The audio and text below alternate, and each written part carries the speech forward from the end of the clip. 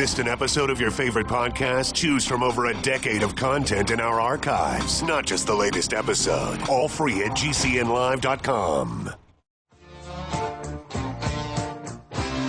This is your call to action.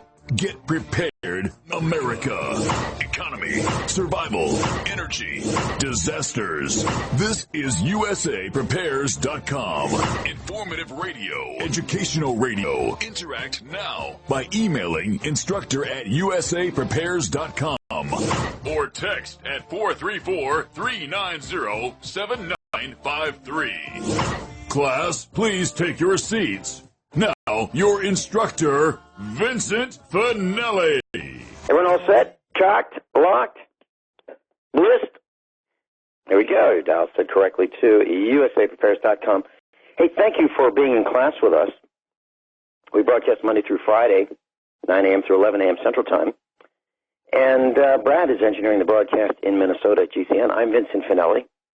If you'd like to give us a call, we'll pay for the call, 866-582-9933. 866-582-9933. And it's going to be a little difficult to take calls because the call screen is down, the Internet's down, the digital communications network is down in our studio and at GCN. CenturyTel, the worst telecommunications company in the galaxy. And it just went down just before the broadcast. So I'm broadcasting via landline, which is pretty good. They stay up a lot more. But in any event, we're doing the best we can at the moment. Dr. Norm Shealy is with us. Dr. Shealy, are you blissed? Yes. And Merry Christmas. Do you find that your Internet goes down at your residence, at your farm? You know, occasionally, but actually not as often as yours seems to. Jeez. It's unbelievable. Mine happens about 4 times a year. Just to make sure that you know that, yeah, they can do that, right? Yeah. Well, ours is down about, like 4 times a month. So oh, my gosh. 12 times as often. And the bad thing is, I did a terrible thing. I put my notes in an email. I sent them to myself. I wanted to use them as reference points, and, of course, down. So I had a couple questions for you. Is there anything you want to talk about before we get started? I'm open. Okay, all right. I wanted to wish our class a Merry Christmas in case our class is, in one of those aluminum tubes with wings, and they've been canned, on the tarmac, and they're stuck for a few days, and they can't get back to us. So I just wanted to wish all of you a Merry Christmas, and remember the reason for Christmas. It's not the gift buying day that you've been led to believe it is. It's family. It's the celebration of the birth of Jesus Christ. That is the reason for Christmas. And if you can, try to share that message with your friends and family. It's a time where you should reflect, a time to think about how many blessings you've really had and what Christianity means to you and your family. So Merry Christmas to all of our class. And I wanted to make a recommendation that for those of you who feel that you've been pressured into buying dust magnets, dust collectors, knickknacks that people don't need, they already have them. They already have dust collectors. They already have dust magnets. So I suggest you, if you plan on buying something, only buy things that people can use, that are necessities, not things that are going to end up increasing the height of Mount Trashmore at the local landfill nearest you. Dr. Shealy, your thoughts? No, I agree, and that's one of the reasons that I for many years, we've favored foods as a gift. And we know exactly what you're talking about, because you're talking about, one thing I know you're talking about is cheeses. We favor cheeses and nuts. I'm talking about, nuts with a nutcracker kind of nut, the old-fashioned kind that's a little bit of work, right? Well, that's interesting because I favor the shelled nuts, but still the cheese is still top of the list. Well, yes, and absolutely.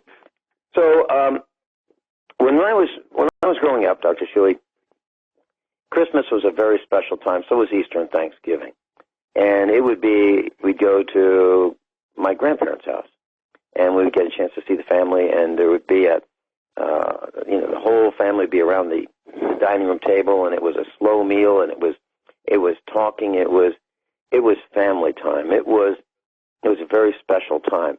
It wasn't about presents. It was about being thankful, being appreciative for what we had and the family and church, for Christmas and New Year's and those kinds of things as a Roman Catholic. But I've noticed that it's not the same. And my wife said to me a couple days ago, she said, Christmas doesn't quite feel like Christmas. What do you think it is? And I said, it's inflation.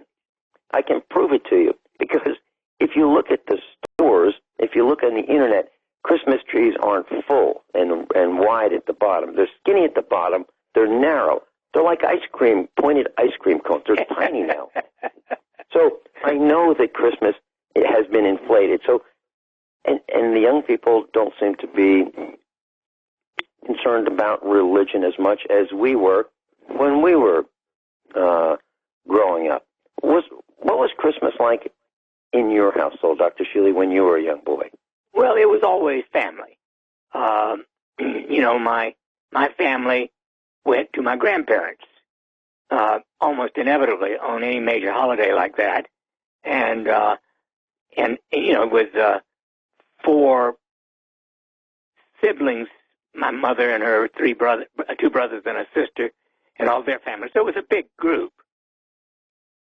And then all my cousins. I mean, there were probably well over 20 people. And it was a wonderful time, I'm sure, because what you're describing is what I remember, even though we didn't know each other. It's exactly what I remembered, and it was a real high point of my life to be involved with family. It wasn't like, oh no, do we have to go to the grandparents' house? It wasn't like that. It was something I'd look forward to. Of course. Yeah. I mean, well, again, to me, the foundation for life is the family. Mm-hmm.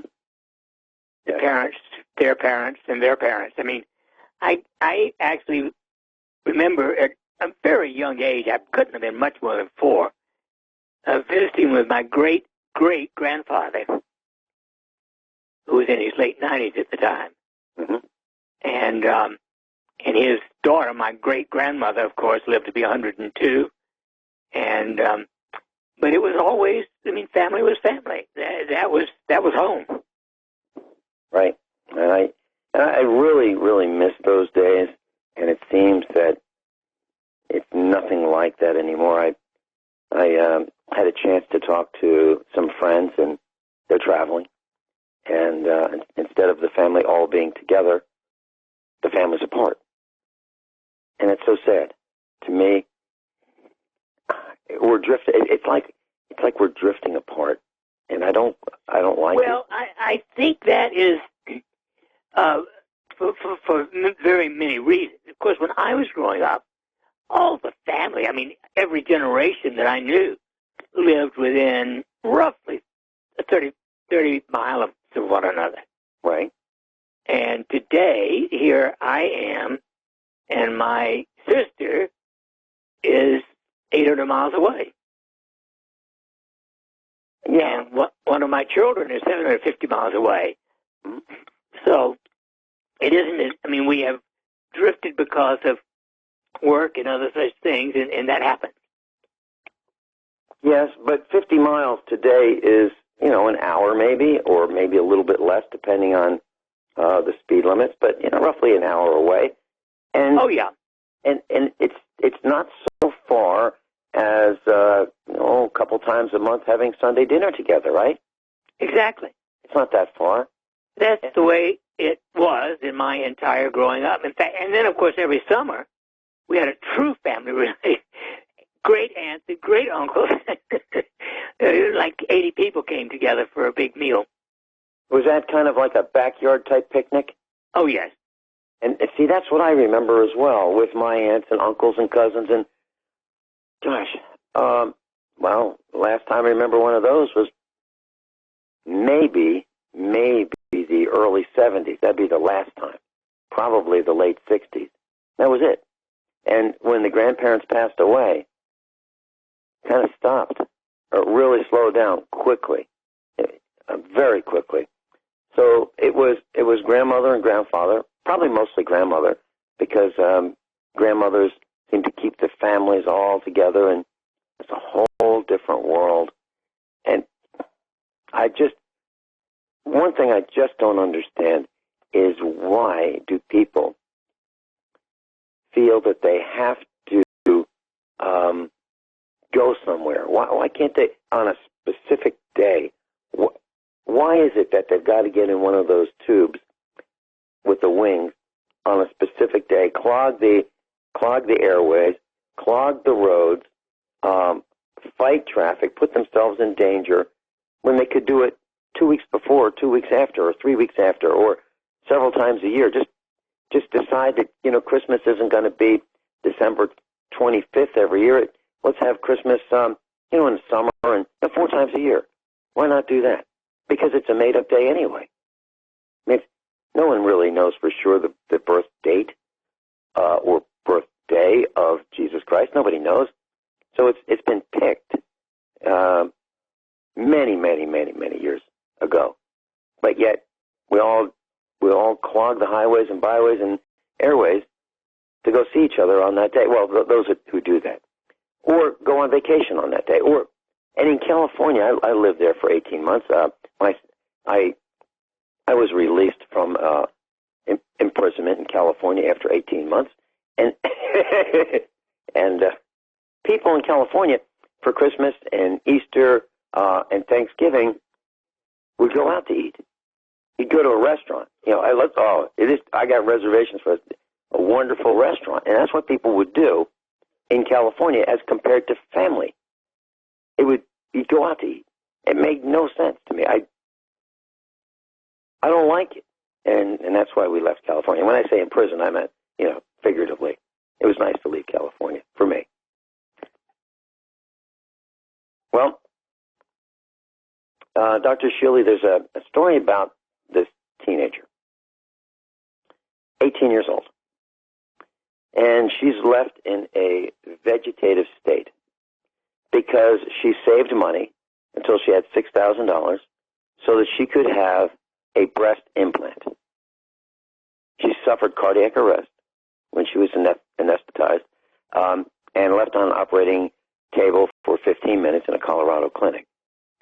So she decided that in order to feel better about herself, she needed breast implants. And now her life is destroyed. She's in a vegetative state. And it was all caused because she didn't feel good about herself. Talk about that when we come back. And Brad, I've got the internet back up so we can go back to high-speed digital. We'll be right back. Well, we're back on high-speed digital, well, medium-speed digital, maybe even low-speed, CenturyLink, so it's probably low-speed digital. Dr. Norm Shealy is with us, normshealy.com, NORMSHEALY.com. So, Dr. Shealy, there's this 18-year-old girl, and she went to the Colorado Aesthetic and Plastic Surgery group, and she is unconscious. She suffered cardiac arrest and brain damage after a breast enhancement procedure went wrong. She's now in a vegetative state with no idea of her surroundings at a nursing home.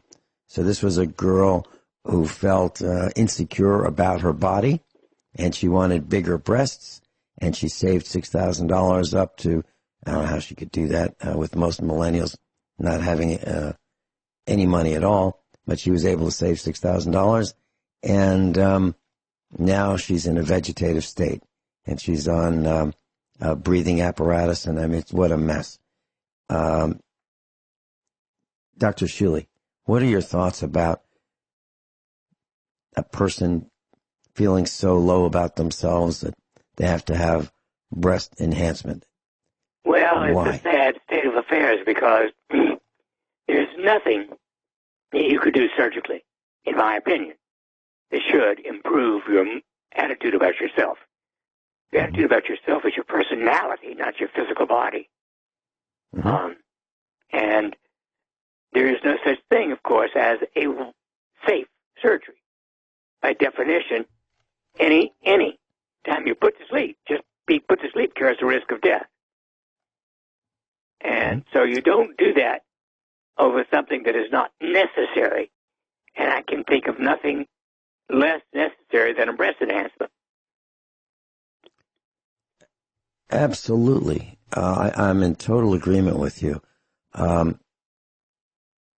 I just don't understand how a young person can feel so insecure as to let other people bully them and pressure them. And then obviously the friends who have probably been bullying, I'm surmising this, would look at her and say, geez, boy, you've got a lot to be desired. And then she has the breast enhancement. Let's say everything worked great. They say, well, what happened to you? Did you get a boob job? And then I think that would be even worse.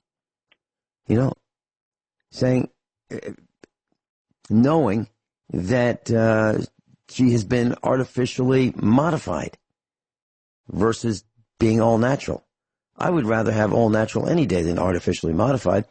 If you look at the actors and actresses in Hollywood, you will see that when they have cosmetic surgery, some of them absolutely look plastic. They don't even look real,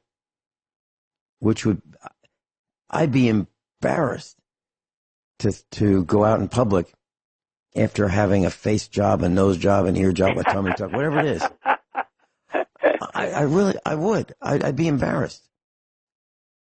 If I were overweight and sloppy, I would get on that treadmill, run around the block, do push-ups, sit-ups, pull-ups, eat less, jog, jump up and down, for 15 minutes. I mean, all kinds of things versus go for surgery.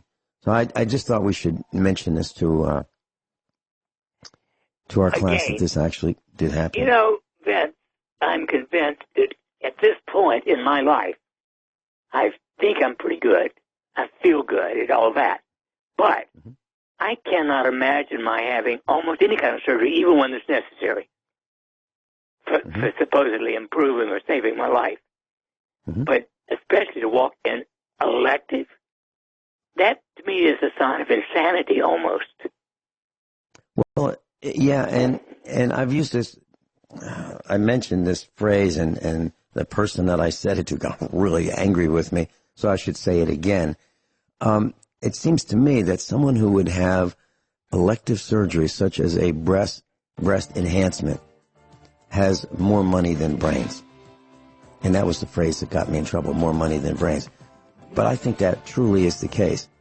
Because if they realized the risks, like if this teenager knew that there was a 90% chance that she would be in a coma for the rest of her life, I don't think she would have done it. But I think she didn't have enough brains to figure that out. We'll be right back. Dr. Norm Shealy's with us, medical doctor. Dr. Shealy, weeks ago we talked with Alex, and he was telling us about anxiety. And you suggested that he tried Bliss. Well, he has, and he's got some information to report back to the class about the Bliss that he tried. Alex, welcome. Hey, guys. Hey, good morning. How do you feel? I feel good. I had the Fire Bliss. Yes. Yeah, and I've been using it every day for the past 10 days or so. And I've definitely noticed that I feel less stressed out. Good. Well, that is, interestingly, we're talking about fire, which is in itself energy. Mm-hmm. And so that's going to help raise your DHEA, the anti-stress hormone. And I'm so glad it's working well for you. Yeah, and you almost like Vincent Minnelli said, like when you put it on, you can almost like taste it. And I really like the smell of it too. But yeah, like it helps, especially with like, I kind of have an issue overthinking sometimes, and I've noticed that it kind of helps just calm my head. That's wonderful. Now, Alex? if you were willing to do it, I also have what I call a brief, which is 8-minute autogenic training MP3. If you wanted to add that once or twice a day, I think it could add another level to your detachment. Okay, I'll definitely try that. I believe I have the CD. I just hadn't had time to get to it, but I'll burn it onto my computer at home. Okay, now just let Norm at normshealy.com. Let me know if you do not have the brief one. All right, for sure. I don't think you need regular autogenic training. The brief autogenic training will work fine. Okay. Terrific. I will do that, and I can tell you guys about it probably next week or the week after. Wonderful, Alex. Blessings. Merry Christmas. Yeah, Merry Christmas, and thank you so much again, Dr. Shealy. I really do appreciate it. Well, I'm just delighted to help you. That's why we're here. You help us, and we help you. Well, thanks. I appreciate it. Alex and Dr. Shealy, I've got a couple comments. And this is something that Dr. Shealy does not know and our class does not know. But I do know. And the reason I know is I was there when it happened. So, Dr. Shealy, for I would say better part of a year, I had been asking Alex, hey, Alex, will you come on there with me? No, it's okay. No, I'm okay. No, Alex, really, I'd like you to come on. No. Alex, how about, no. Okay. He would not go willingly on the air. Okay. He was very, very shy. At least that's my interpretation. And it wasn't like we'd have long conversations. What would happen is we would connect in the morning. And I'd say, hey, Alex, how's it going? Do we have Dr. Shealy? Great. How you doing? Hey, you want to come on the air someday? No, it's okay. Appreciate it. No. Now, so today I said, so Alex, how'd you like to talk about, and I'm paraphrasing, how'd you like to talk about your reaction to bliss? Sure. Okay. So he came right on the air, Dr. Shealy, as if he had been transformed into someone who was not anxious about being on the air. Alex, did I say that correctly or incorrectly? You definitely were there for my transformation.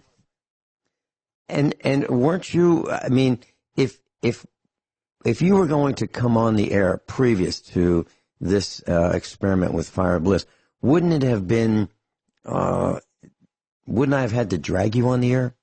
Compared to Probably would have had to pay me. Alex, remind me of your birthday. My birthday is November 24th. Oh, well, my heavens. Now, Alex, I've got to tell you, you are among the lucky few. I'm a Sagittarian also. Yeah, represent. I say, we tend to be, you probably aren't nearly as blunt and loud as I am, but that's the one characteristic of Sagittarians. We like to tell the truth in blunt terms. Yep. And I always say, if you're good in this life, they may let you come back next time as a Sagittarian, which only insults 11 out of 12 people. Well, I wanted to share that with you, Dr. Shealy, because I know that Alex was reluctant and resistant to coming on there. He just didn't want to do it. And I have a feeling that many of our associate engineers at the network are reluctant to come on the air as well. Alex, would you say that's true? It surprised me that some of them actually are down, but yeah, a couple will absolutely not. Mm-hmm. Mm-hmm.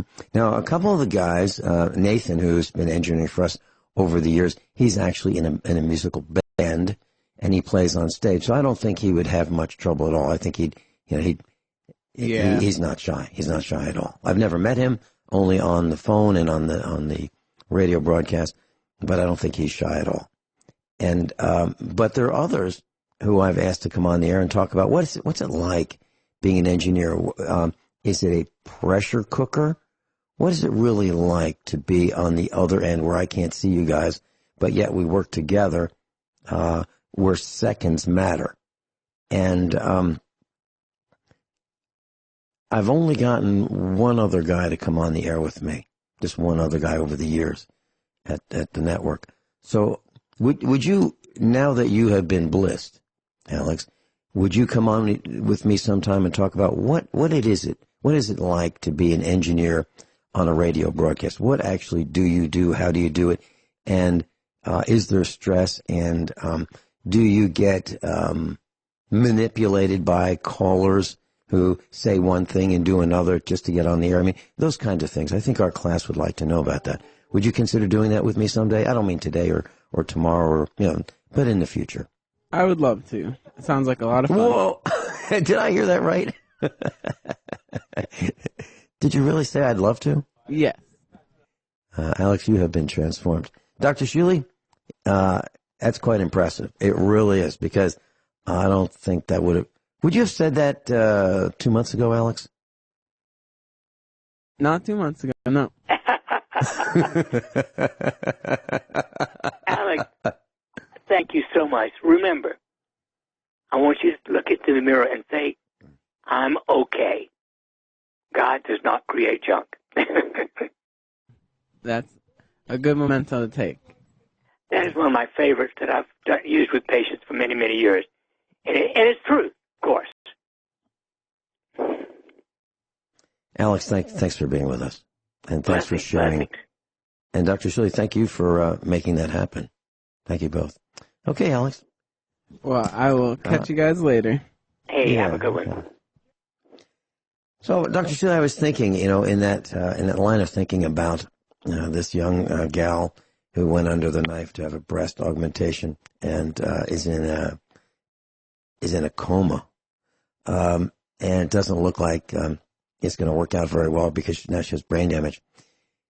In that line of thinking, I had a chance to have a cup of coffee with a couple of our neighbors, and she is about our age, my age, and Mrs. Finelli's age, and she had brain surgery. She had a tumor, and it was removed. And so they opened her skull, peeled back her skin, did the surgery, and they replaced the hole, and they cut in the bone with a screen, if you will. And it's healed nicely, and if you looked at her hair, you wouldn't even know that she had this. But she was telling me that she forgets words. So she'll be talking perfectly normally, and she might forget the next word, the next noun, for example. Is that something that is common? Is that something that can be reprogrammed? Is there a workaround to rebuild that lexicon of the words that just are missing for a short time and then come back? Well, the brain can recover. Sometimes it's slow. If it doesn't recover within 5 or 6 years, it's not going to. That's my own experience clinically. The greatest recovery usually takes place in the first 6 months, but slowly over up to 5 and rarely 5 years mostly, and at the most 6, further recovery can recur.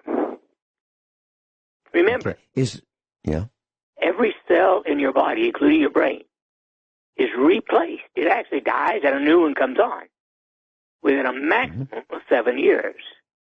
So every neuron in your brain that is there today was not there 8 years ago. And this couple was, they were getting out of their truck over the last couple of days, and she was saying, park over there on the grass near the house, and her husband was saying, no, I don't want to park on the grass. It's kind of the ground is soggy, and I don't want to do that. And she said, no, it'll be okay. It's not soggy. Go ahead. And he said, no, it's soggy. So they were discussing this. as they were getting out, or as they were parking, and then they got out of the truck, and our son was there to greet them. And he said, it's kind of scary seeing you two. I'm not sure I want to get married after watching you two discuss, where you're going to park. And she said to him,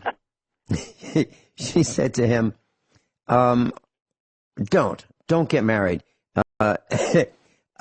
Save that poor woman from all that trouble.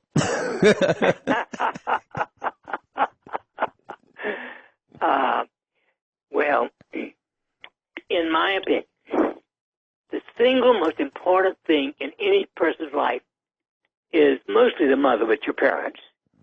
And the second most important is the spouse. After that, everything, if those two are excellent, everything else will fall in place. Dr. Shealy, I've never heard it said that way, but I absolutely, totally agree with you. Because if you get up in the morning and you've got the wrong spouse, I think the rest of the day is going to be horrible. Oh, my heavens, yes. Yeah. And I have a feeling that's the precursor for road rage, because, get out of bed, get ready for work, get in the vehicle, go to work, and now, what a lousy thing I woke up with, or two, or from. Jeez. No, I think you're absolutely right. Well, so is there any exercises, brain exercises, or foods or supplements that our friends should eat, consume, do? Yeah, the brain must have adequate B complex. That's the top of the list. So you need, in her case, I would say a minimum of 50 milligrams of B complex. That would be something you would find in Dr. Shealy's Essentials 2 a day. Second to that would be vitamin C, and that you would find in Dr. Shealy's Youth Formula. Third would be vitamin A, and that would be astaxanthin, at least 10 to 20 milligrams a day. And those are the absolute essentials. And then finally, vitamin D3, depending on weight, anywhere from 50,000 every week to 50,000 every 10 days. Okay. Well, I'll be sure to tell them. I'm going to send them a link to this broadcast. Dr. Shealy's with us. Dr. Shealy, I was chatting off air with Alex during the break, and I said, I told him I know this works, the bliss. And I said, there was a guy at the meetups. He'd come regularly, and he's pretty well known. He's been on television, and he was doubtful that bliss would have any effect.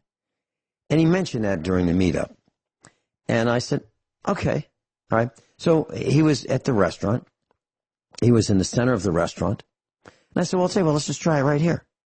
So I had the microphone. I said, so all eyes were on this guy and on me in the center of the restaurant. And I said, well, let's try it. One drop. We'll put one drop between your thumb and forefinger on your left hand, and we'll transfer it to the thumb and forefinger, the web there of your hand on the other hand. So transfer from the left hand to the right hand. That's it. No more. That's all. And then we waited about 30 seconds, and I said, okay, now, and this guy was very matter of fact, didn't always smile, sometimes did, but generally he was in a non-smiling mood when we were doing this. And I said, okay, don't smile. Do not smile. and he was grinning from ear to ear and couldn't stop. So that was the very simple test we did. And for the rest of the evening, he was, grinning and laughing and chuckling and smiling, and he's like transformed right then and there. I mean, it was not a setup. It was not rehearsed. I didn't know what was going to happen. I just said that right off the top of my head, and I challenged him, and he said, okay, because he wanted to, I think he wanted to prove me wrong. And so he was grinning from ear to ear. Dr. Shealy, have you ever seen that? Have you ever tried that? Have you ever done that? Have you ever put anybody in that spot? Well, I certainly tested that spot because that is, interestingly, energetically, it is the strongest acupuncture point in the entire body. Mm-hmm. And so it has that is large intestine 4, but it has connections with everything else in the body. I haven't done that in that particular way, but I remember that's one of your favorites. And I'll even tell you who this guy was. His name was Alan, and he was on Doomsday Preppers. And he is a die-hard, preparedness-minded guy. And he's been to, all of our expos, I believe. He's been to, many, many, many of the meetups for over 5 years. So, he was well known. And people could, they knew his mood. And I'm not saying he's a grumpy guy. I'm not saying that at all. But I'm saying he was matter of fact.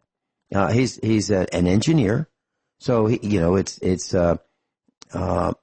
we'll say as an engineer, he's interested in science and not interested in pseudoscience. So he absolutely proved to himself that there really is a link between your mood, your outlook, and your expression and bliss.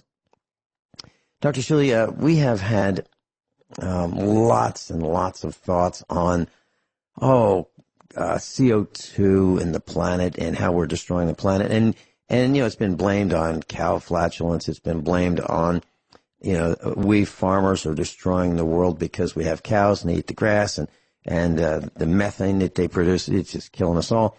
Well, there's a study that is pointing the fingers back at people. And what it's saying is obesity is harming the planet.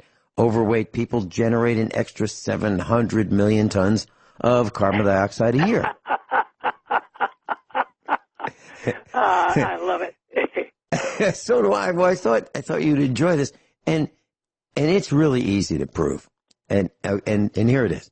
So, class, when you were younger and if you had the opportunity to pull one of those little red wagons and you pulled it empty and then you pulled it with, one of your friends in it, it was a lot harder to pull that wagon with your friend in it than it was to pull it empty, right? So it's a lot harder or significantly harder or measurably harder or takes more energy for your vehicle to pull two people than it takes to pull one person. And if two people are fat, it's even harder than if they weren't fat. And so I love the way you think that. You have the most logical, down-to-earth way of putting things. Well, I'm pretty close to the same sign as you. I'm a Scorpio, but I'm close. So obesity is thought to be responsible for 20% more greenhouse gases than if everyone were lean. So, because it takes more energy. It takes more energy to do everything. If it takes more energy to make that extra large shirt than it takes to make, a standard size shirt or slacks or a belt or the bigger vehicle for bigger people or the more energy because bigger people take more energy. So you put it all together and we are polluting more because people are overweight. It's as simple as that. And I think it's absolutely true. So what do? Well, let's lose some weight. Tax if we people can. overweight. That might do it. We'll be right back with Dr. Norm $100 pound overweight. Yeah, well, airlines should do that. They'd say, wait a minute, you've got an extra wide seat, so, it's going to cost more. We'll be back with Dr. Norm Shealy. Hour number 2 of USA Prepares with Dr. Norm Shealy. Dr. Shealy, something I heard really nice on the news about a very horrible situation, that the CEO for Boeing, the aircraft company, has stepped down. I think that means they said, you know what, you're out of here. And so they call that stepping down after the Boeing 737 MAX fiasco about the crashes. There were 2 crashes. 346 people died as a result. So that's a good start to demonstrate that CEOs just can't go playing golf and abandon their duties and allow dangerous products to be in the public arena where we can be maimed, hurt, wounded, or to a lesser degree ripped off by defective products. That's something I'm going to talk about, a defective product that General Motors made. I've uncovered this with our son, and we'll talk about this on Friday, hour number 2. And it's a massive, massive problem because of defective engineering and or approval of an engine that just has a real serious problem. So we'll talk about that on Friday. But I think it's a wonderful thing that the Boeing CEO is no longer as CEO. And in that line of thinking, I wanted to share with you what I thought was kind of a humorous story about a defective product, which has to do with food and health. So I haven't played Columbo in quite a while, and I thought, you know what, I haven't played Columbo in quite a while. It's about time I practice my skills. So our son went he went shopping, food shopping, and he came home with this thing.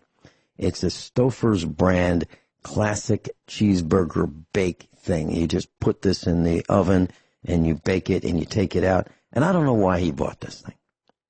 And I didn't know he bought it. But he lives here. Our boys live here at the farm with us. And so this is hamburger meat and freshly made pasta in a tangy cheddar cheese sauce topped with real cheddar cheese. Large family size. So he bought this thing and in the oven went, I didn't know they were cooking this thing last night.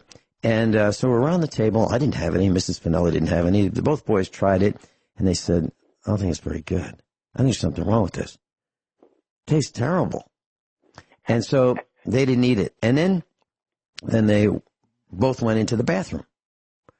And so I immediately looked for the 800 number. And I wanted to call Stouffer's. I talked to this gal. And she said, who do I have the pleasure of speaking with? And I kind of laughed. And I said, well, my name is Vincent Finelli. And she said, so how can I help you? And I said, well, I did a bad thing. I let my son loose in Walmart. And he came home with this Stouffer's classic cheeseburger bake. And now he and his brother, they tried it, and they're both in the bathroom. And they don't feel well. So I wanted to let you know. So she said, she asked me for a little information, put me on hold for a really long time. And I think I wanted to make this call fun.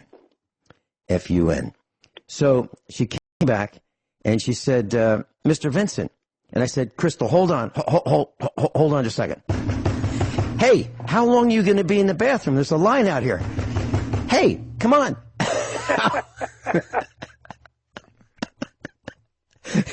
So, true story. They recorded this whole thing.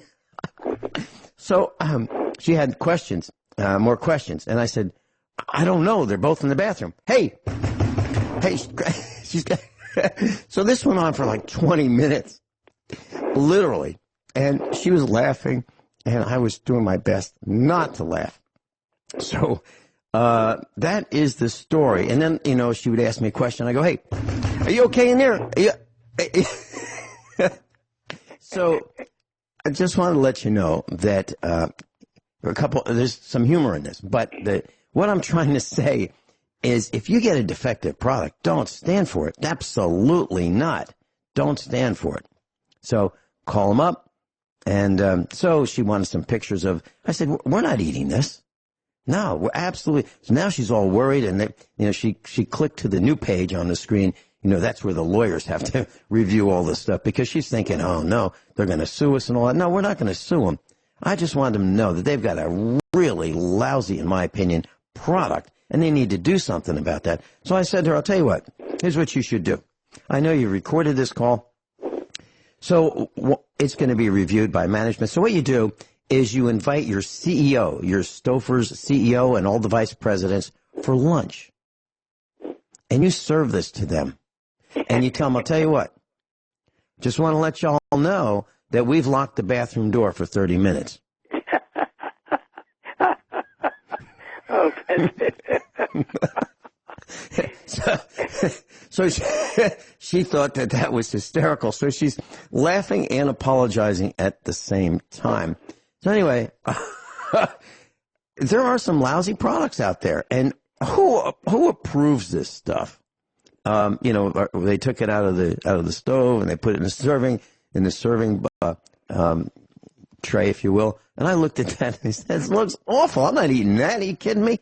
No. So anyway, that was our story about Stouffer. So you can have a little bit of fun. Unfortunately, nobody has died, And they wanted to know what vitamins, minerals, supplements they took, what they ate before, what they ate several times. I said, look, everybody's fine except the boys who had this. They had a couple spoons full, and Mrs. Finelli and I didn't have it, and we're fine. Everybody's been fine. It's this, what I would consider a substandard product. So now they're looking at, well, they have different locations where they manufacture these things. Also, one other thing. There have been bugs found. I've gotten a report that there have been bugs found in a product manufactured by the Chinese factory outlet or for the Chinese factory outlet, and it is their potatoes and cheesy potatoes. So literally, if you're gonna have the Great Value brand of cheesy potatoes, they're like dehydrated potatoes. You add water or milk, and so if you do that, look for these little brown things that look like grains of rice. They could be bugs. Okay. Dr. Shealy? Takes me down to something very important. Okay. If it isn't real food in its raw state, don't buy it. Mm-hmm. Right. Right. I mean, and that's why I said I made a mistake. I let my son loose in the Chinese factory outlet. And then she wanted to know what the Chinese factory outlet was. And I told her Walmart. She thought that was pretty funny. But, right. Young people, I believe, tend to try different foods because the label, the picture on the package looks appetizing. And they seem to think that that's okay. Now that, if I were with him, that never would have gotten into the shopping cart in the first place. Literally. Never would have gotten there. So that's why I said I made a mistake. And and she wanted to know how old our son was. And I said he was in his 30s. So should have known better, right? There you have it. There's a link to sports and damage to the body, motor neuron disease. And there was a guy playing rugby, and he was diagnosed with this motor neuron disease after playing rugby. And it seems that there is a real link into being banged up on the ball field and problems with your body functioning properly after being banged up, like on the football field, rugby field, those kinds of things. Dr. Shealy, what are your thoughts about people who think that charging at each other with helmets and padding on and doing it, these are like head-on collisions. That's really what they are. If they're automobiles, people say, oh, it's a terrible accident. It was like a head-on collision. What do you think about people playing sports and risking damage to their bodies? Well, first, second, and third, I don't watch other people exercise. I think that's nonsense. Almost any kind of sport, I'm not going to watch. I don't mind doing it myself. But I wouldn't do football. I wouldn't do wrestling. I wouldn't do rugby. I mean, a sport where you physically beat up somebody, that's crazy. Mm-hmm. Yeah, hockey. Yeah, you shoot these projectile discs at I don't know how many miles an hour. You hit them with a hockey stick, and they go really fast, and they're really hard. I mean, they'll break your ribs, your arm, your legs, knock you out. Well, I mean, practice trying to evolve a gunshot. That's what these guys are doing. I mean, the goalie's there, and he's saying, "No, you're not going to get that little puck past me. I'm going to block it with my body." That's nuts. But that's what we do, and people pay to watch that. Yeah, are idolized by it, for it. I mean, the idea of idolizing football heroes, that's like idolizing a criminal, in my opinion. I know I'm being extremely Sagittarian blunt, but it's ridiculous. It really is. It really is. And, when we were growing up, we'd play baseball, and, the idea was you want to hit the ball, and you wouldn't try to hit a member of the other team, after school would, aim for that guy over there. He's shortstop. He's the one you want to hit. I mean, we didn't do that. We really didn't. And we didn't We didn't throw the ball and try to knock out the batter. We didn't do that.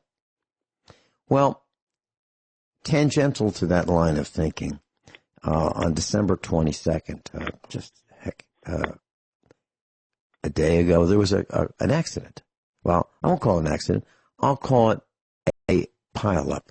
69 cars piled up in Virginia on Interstate 64. I've been on 64 in Virginia, and 69 cars crashed into each other, going all the same direction. I'm not really sure how this could possibly happen if everybody were paying attention. If everybody were looking forward, if everybody were looking, to be proactive, call it defensive driving. That was the term that used to be used.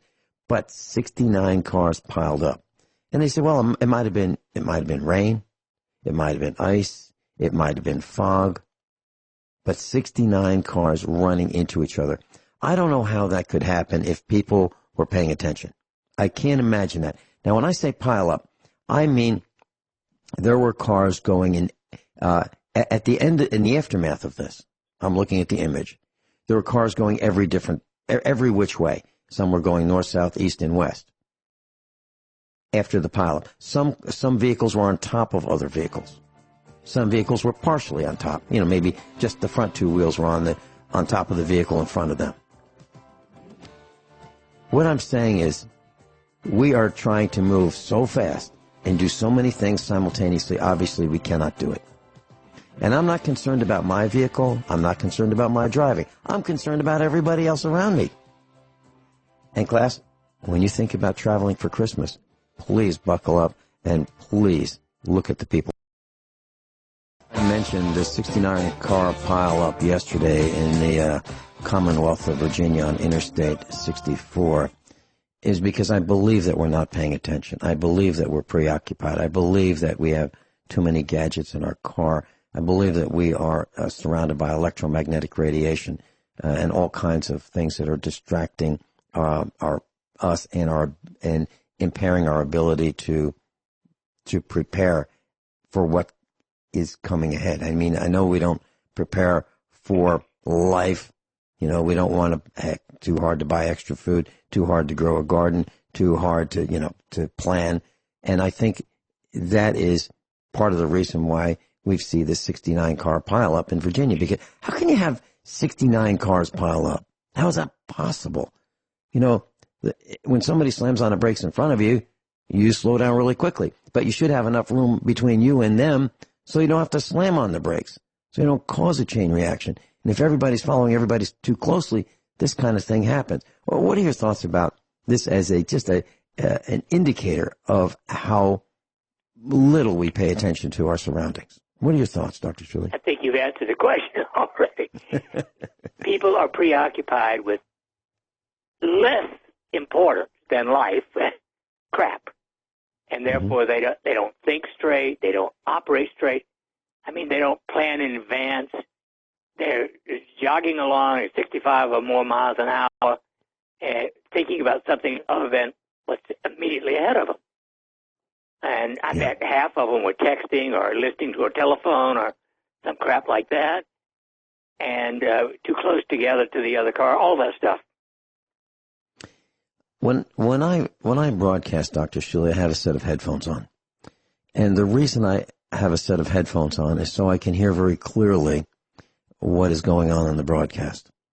And I have a set of headphones on that also muffles most of the surrounding sounds so that I am paying attention to the broadcast. I have seen, now I don't have headphones on that completely eliminate all the sounds, but mostly. Okay, so if someone opens a studio door, I can hear that. If the dog is barking, I can hear that. If the telephone is ringing in another room, I can hear that.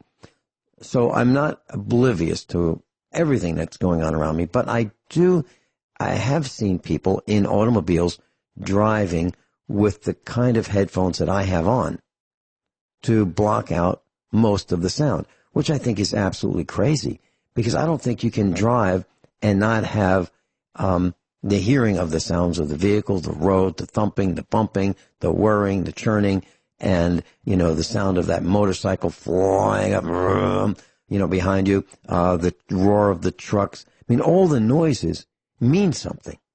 And if you block that out, how can you possibly be a good driver? How is it possible? I don't think it is. So I think when we put it all together, people are doing some really stupid things, like walking down the city street with 2 earbuds in their ears so they can listen to music and be oblivious to all the dangers around them. But yet we do it, right? Not we, they. They do it. Do you think that there's a way to fix this, Dr. Shealy, that we can, get accomplished in 5 years? Honestly, I don't think there's a way to fix it unless we ban television and even ban radio in the car and ban telephones turned on while in the car. I don't think there's any way to avoid it. People are too distracted. And you said something, I think, very, very important. Ban telephone in the car. So, people might say, well, yeah, but I won't drive using the cell phone. I won't hold that up to my head and confuse my brain with the electromagnetic radiation. So I'll let the guy next to me be on the phone. Well, the guy next to him is on the phone, but the driver's not on the phone. But the driver's looking at the guy next to him, wondering what the guy on the phone is saying, the passenger.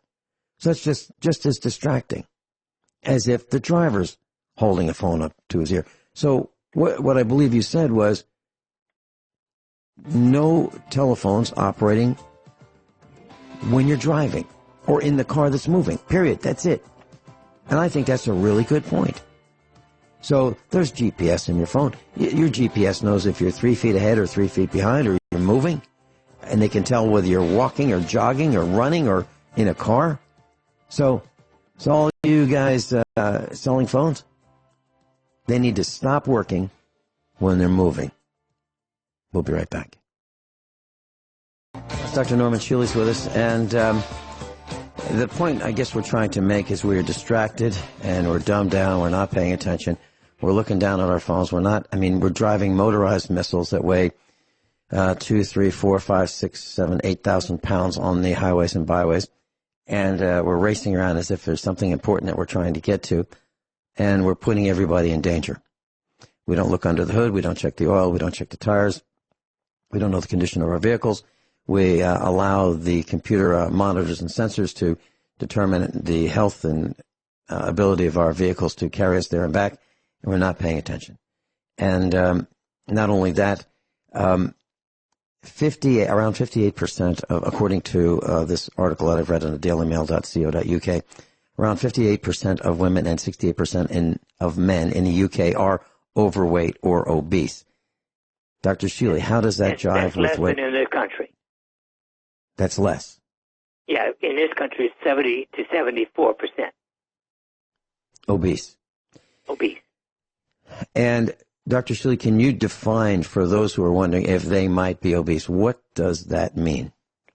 Well, body mass index, BMI, is the only way to be sure. A healthy body mass index is 18 to 24. And when it gets to 30, you are officially obese. But every, 25, 26, 27, 28, 29, each one of those increases your risk of death. By the time you get to a body mass index of 30, which is 40 pounds or more overweight, your risk is 15 years less life. You've lost 15 years of life and a lot of illness in between. Mm-hmm. That's what it really means. I just calculated my body mass index. It's 21.6. Yeah, what does that? 19, but anything 24 or below is good. Okay, 5 for me, 5'7" at 138 pounds, and I'd like to lose a couple pounds. I really would. And well, Dr. Shealy, I'll tell you how bad I think it is. So about a month ago, Mrs. Finelli and I were invited to a sale at the factory clothing outlet. What we do is we buy winter clothes in the summer, summer clothes in the winter, because that's when no one wants long sleeve shirts in the summer, and no one wants lightweight clothes in the winter. So we buy when no one else wants them, and that's when they have the sales, and that's when we get these invitations to the factory outlet dropping the price an additional 20%. So I looked, and my uniform is Wrangler jeans. Okay, that's what I wear. I like the dark blue ones, and the ones that are dyed and not worn out, looking, when you buy them brand new. I want them to look new when they're new, and when they're worn out, that's when I cut them up and use them in the shop as shop rags. But I was so concerned about how many, I looked around. People are so much heavier than I. I'm afraid they're going to stop making clothes in my size. So I bought, 3 extra pairs of jeans in 32-30s. That's the size that I'm currently wearing. So 32-inch waist, 30 inches long inseam. Because I really think that, that size is going to go out of style. Because who's that size anymore? Everybody's bigger than I am. Well, other than, you, Dr. Shealy, and a few of our instructors. But pretty much people are big. So, it's kind of an exclamation point as to why I bought more jeans. Okay, any other comments on that, Dr. Shealy? Well, to me, it should be at the top of your list of health goals. In other words, if your body mass index is 24.5, you are slightly overweight, and the time has come to modify your diet and your physical activity, period. It's that simple. Okay, so if you look at cats, I'm talking about domestic cats that are really fat, they're probably house cats. And they probably don't get much exercise. They kind of lie around all day until it's time to eat, and then they eat, and then they lie around, until it's time to eat again. And, most exercise that they get is probably, walking over or waddling over to the litter box. Well, if you look at that and you wonder why people are heavy, they're doing pretty much the same thing, except there's TV in between, meals. So it seems to me that all you really have to do is to watch what you eat good food, and get some exercise. It seems almost as simple as that, along with some supplements and enough water, not soda, not beer, water. Dr. Shealy, is that close? Very close. Okay. Well, here's a very interesting article, and this ought to concern everybody. And the headlines at Daily Mail, okay, is carbon dioxide making it harder to think straight? Rising CO2 levels may hinder cognitive function and could decrease decision-making efficiency by 51% in the year 2100, the study says. Goes on to say carbon emissions have made a drastic impact in cognitive function. Researchers say that carbon dioxide may decrease classroom decision-making. It could also reduce decision-making by as much as 50% in the year 2100, they say, end quote. So climate change, burning up the atmosphere, to make trinkets and overpackaging and to power that extra 20% caused by obese people. Here we have it. We're burning up our oxygen. And because of that, we could become less able to make decisions and think. Can you imagine that? Dr. Shealy, your thoughts? I wish that everybody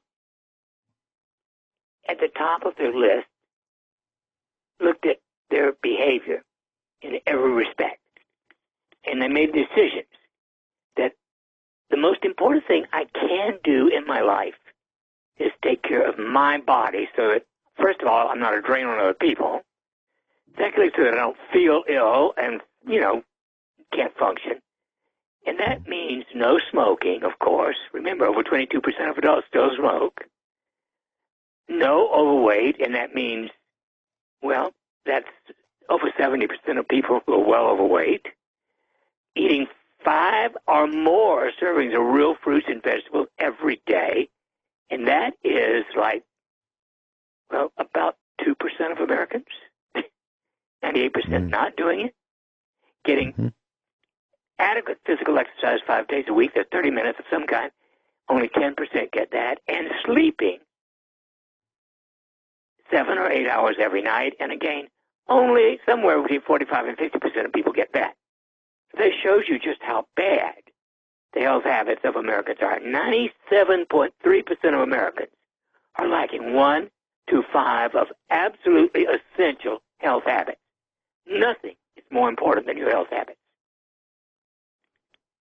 When we are young, Dr. Shealy, we, tend to think that we're invincible.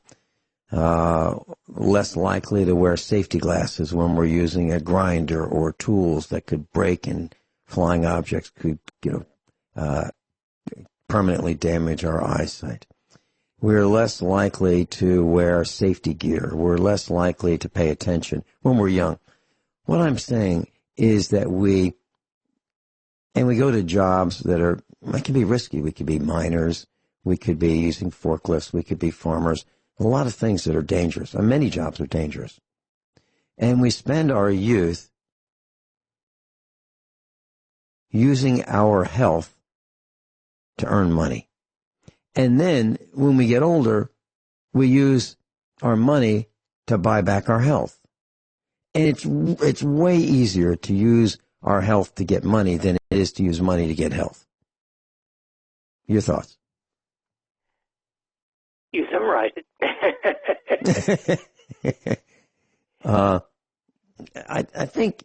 I think Mickey Mantle said it, and I don't have the exact quote in front of me, but I remember it's something like this. If he knew he was going to live this long, he would have taken better care of himself. Have you heard something like that from Mickey Mantle? I've heard it many, many, many times. And I think that should be one's mantra somehow. Every day I will only do healthy stuff, period. So the family was thinking about going out for the last couple of weeks, and they say, hey, how would you like to go to and pick up a few things? Go to the super. Nah, really, I don't think I want to go. And so what goes into that? What goes into that decision? Well, I don't want to go because of all the crazy people out there who are doing so many risky things with their automobiles. I don't want to be anywhere near them. And the only way I can figure out to avoid them completely is not to go there. Dr. Shealy, do you travel back and forth from your farm to your clinic, many times a week. Are you finding that people are doing more and more risky things with their automobiles than ever before? Or is it just me on my way and back to and from Springfield? Well, are you seeing this as well? 3/4 of my trip is on Highway I-65, bypass 65. And actually, I see very little bad behavior there. Okay. Yeah. Because I have to admit, I speed slightly, and therefore I'm past most people. But, Zoom. That was Dr. Shealy, yeah. I'm very careful about how I do it. Okay. And, it's to me, it's a great way to go. How about people who buy, and I can't imagine this, but people do this. They buy hard-boiled eggs, and hard-boiled eggs are now linked to a multi-state listeria outbreak that's left one dead, sickened 6, and it's been reported in Florida, Maine, Pennsylvania, South Carolina, and Texas. So pretty widespread concern about packaged hard-boiled eggs. Don't buy cooked foods, period. Buy raw, real food only. I'm trying to figure out why somebody would buy packaged hard-boiled eggs. Is it that hard to hard-boiled eggs. I've seen my mother do it. She'd put some eggs in boiling water. After a certain amount of time, she'd take them out, and they're done. That's it. That's the whole process.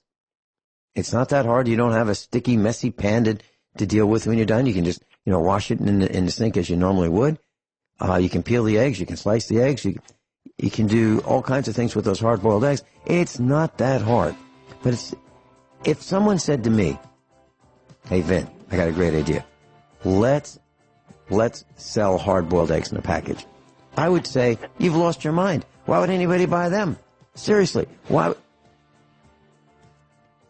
We have become that lazy, in my opinion. Dr. Shealy, any comments before the break? You're being kind. All right, we'll be right back with Dr. Norm Shealy. Class, Dr. Norman Shealy is with us, medical doctor, and if you'd like to go to his website, normshealy.com, NORMSHEALY.com, normshealy.com. There's the contact information for his clinic in Springfield, Missouri, Central Time if you plan on calling. So we are in Missouri, and his office is in Springfield, Missouri. Dr. Shealy, living in polluted cities has its problems, and for as long as we've been on the radio together, about 8 years, we've been recommending people get fresh air and sunshine and exercise and eat healthy and get out of the city. And what we're finding out is that as pollution increases, depression increases as well. So pollution is tied to depression. The more pollution, the more depression, and suicides increase with pollution. What are your thoughts about sitting in smog, fog, breathing the exhaust of the car in front of you and the car in front of that and that and that and that? So you're in a long line of cars that are just dumping their exhaust right into your cowling where you get to breathe their exhaust. And if you're not breathing it from the car in front of you and the trucks, you're breathing it from those who have gone past, before, hours before, days before, weeks before, and so forth. What are your thoughts linking pollution to depression and suicide and, of course, cancer and the rest of it? Well, my thoughts are that for 60 years, I have chosen to live on a farm. Mm-hmm. After the first 16 years, so 76 of my 87 years, I have lived. 76 of my 87 years, I've lived on a farm. My thinking is, you couldn't pay me to live in a city. Right. And I don't know why people live in the city. I really don't understand it. They're bored. They're looking for things to do. Our son said to me, "You know why people go to the movies, Dad, right?" And I go, because they've got nothing better to do. That's why they go to the movies. I don't have time to go to the movies. I really don't. There's Dr. Shealy, do you have time to go to the movies? I never thought about it because I haven't even got time to think about that. I have not been to a movie in at least 25 or 30 years. Yeah, we're probably a tie there. I haven't either. Haven't watched somebody said, how do you watch particular newscast? I said, I don't watch the news. I don't watch television. Haven't watched television. Yeah. I have no interest people are doing stupid things and just right. I look at the news, the people who are in the news, as screen readers. They read screens that other people have written for them. They're teleprompter readers. That's what it looks like to me. It used to be we had investigative broadcasting. We have some on the radio, but I've met some people. We've had some people who've come to the expos who brought their television cameras from KMOV St. Louis Television. They came 3 hours each way to see what we were up to. We've had people from Springfield, Missouri and other places come to look at us and video us and put us on the television news. And for the most part, they had no clue what they were looking at. No clue. That's kind of amazing to me. Well, in the thought of amazing, so people have gotten sick and died from vaping, meaning they are smoking things that kind of appear to be cigarette-like, but they have these liquids in them, and they inhale them. And when you see somebody vaping, and they've got their window down in their car, you see a cloud of vapor coming out, and they are damaging their lungs. People have been diagnosed with lipoid pneumonia and died from vaping. So they've got flavors, scents, and chemicals added to make vaping a better experience, like a drug-induced confusion, if you will. Dr. Shealy, vaping, your thoughts? Slightly more stupid than smoking. Mm-hmm. I mean, it's beyond IQ. I can't think of anybody with an IQ of 90 even be willing to do that. So it suggests to me that the fluoride low IQ of America has reached its zenith, and people are doing stupid things. Any 30-second comments before we end the broadcast, Dr. Shealy, that you'd like to share with our class? Take care of yourself. And if you don't do it, good luck.